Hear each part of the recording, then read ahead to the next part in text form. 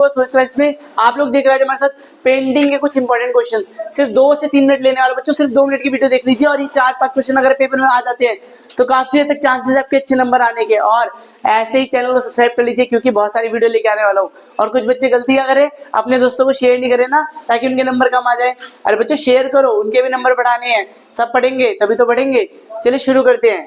पहला, which time period is Indian art golden time period. देखो मैंने हिंदी में भी लिख लिया है, भारतीय कला के इतिहास में किस युग को स्वर्ण युग, स्वर्ण युग मतलब सबसे इंपॉर्टेंट टाइम पीरियड कौन सा है जिसमें देश का भला हुआ है, बताओ, जिसमें आर्ट बहुत फेमस हुआ है, चित्रकला बहुत फेमस हुई है, तो इस पीरियड का नाम याद रखिए गुप्ता, गुप्तकालीन, ठीक है, गुप्तकालीन युग। क्या रखेंगे?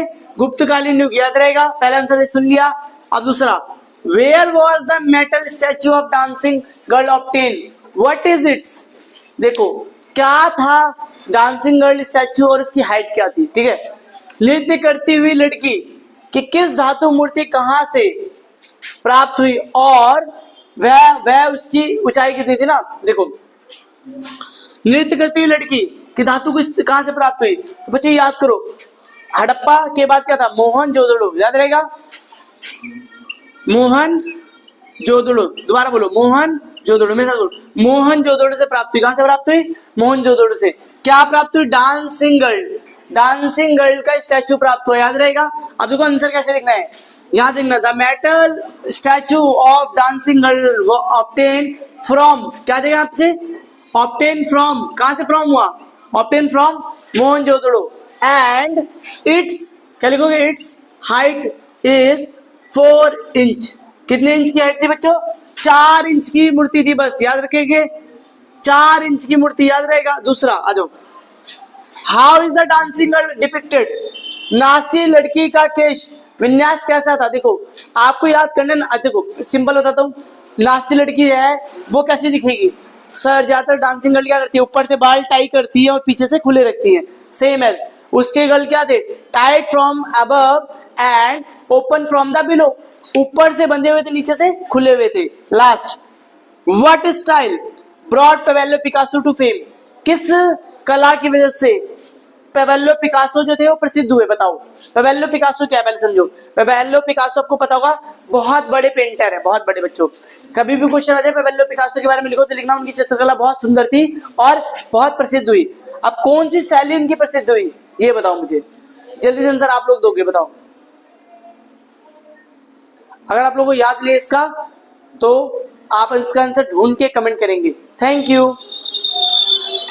चलिए कुछ क्वेश्चन सॉल्व करते हैं हम, जैसे हमने पहले 4 क्वेश्चन करे थे ऐसे 4 क्वेश्चन और आ गए हमारे पास। बस ये 4 क्वेश्चन ध्यान से देख लो, 8 क्वेश्चन हो जाएंगे। अगर आप ये 8 भी पढ़ के जाते हो तो लास्टली में कह सकते हो आपके पासिंग मार्क्स आ जाएंगे। लेकिन इसमें कुछ ट्विस्ट भी है, आप लोग इसमें जो आंसर बताऊंगा बच्चों, इसमें आपको आंसर बनाने का तरीका भी सिखाऊंगा। अच्छा, जिन्होंने पहली वीडियो देखी एक बार प्लीज पहली वीडियो जाके जरूर देख ले, वो ज्यादा इंपॉर्टेंट है, ठीक है।